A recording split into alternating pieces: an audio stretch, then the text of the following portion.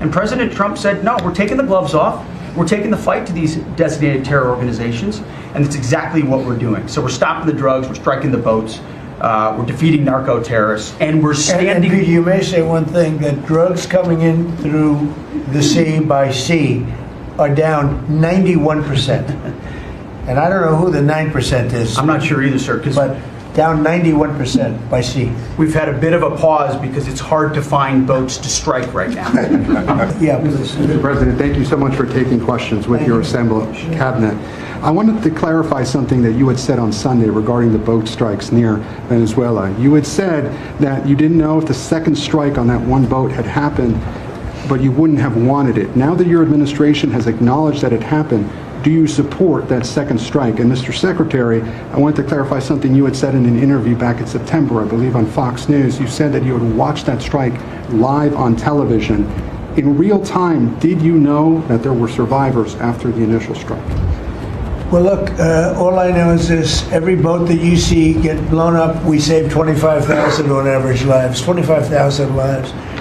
They've been sending enough of this horrible fentanyl and other things like cocaine and other things, but fentanyl right now is the leader of the pack, to kill our entire nation, because a little speck on the head of a pin can kill somebody. As far as the attack is concerned, I still haven't gotten a lot of information because I rely on Pete, but to me it was an attack. It wasn't one strike, two strikes, three strikes. Somebody asked me a question about the second strike. I didn't know about the second strike. I didn't know anything about people. I wasn't involved in it. I knew they took out a boat. But I would say this, they had a strike.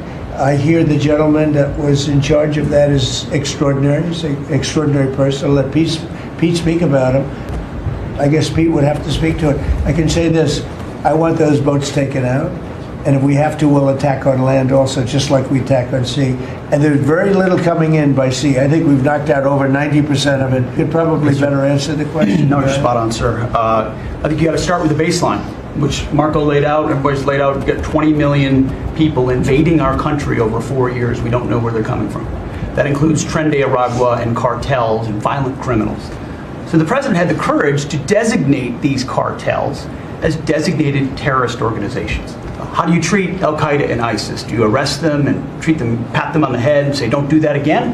Or do you end the problem directly by taking a lethal, kinetic approach? And that's the way President Trump has authorized the War Department to look at these cartels. And I have empowered them to make that call. Now, the first couple of strikes, as you would, as any leader would want, you want to own that responsibility. So I said, I'm going to be the one to make the call after getting all the information and make sure it's the right strike. That was September 2nd. There's a lot of intelligence that goes into that, building that case and understanding that, a lot of people providing information. I watched that first strike live. As you can imagine, at the Department of War, we got a lot of things to do. So I didn't stick around for the hour and 2 hours, whatever, where all the sensitive site exploitation digitally occurs. So I moved on to my next meeting. A couple of hours later, I learned that that commander had made which he had the complete authority to do, and by the way, Admiral Bradley made the correct decision to ultimately sink the boat and eliminate the threat.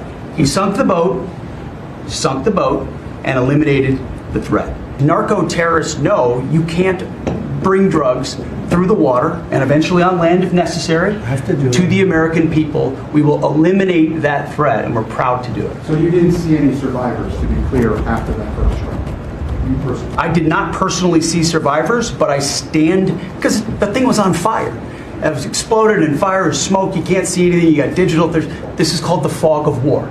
This is what you in the press don't understand. You sit in your air-conditioned offices or up on Capitol Hill and you nitpick and you plant fake stories in the Washington Post about kill everybody, phrases on anonymous sources not based in anything, not based in any truth at all. And then you want to throw out really irresponsible terms about American heroes, about the judgment that they made. I wrote a whole book on this topic. President Trump has empowered commanders to do what is necessary, which is dark and difficult things in the dead of night. The second strike, you said it happened more than an hour after the first. Did I hear it correctly? I couldn't tell you the exact amount of time. Minutes, or you went off the room, is what you're saying. I already stated my answer quite clearly.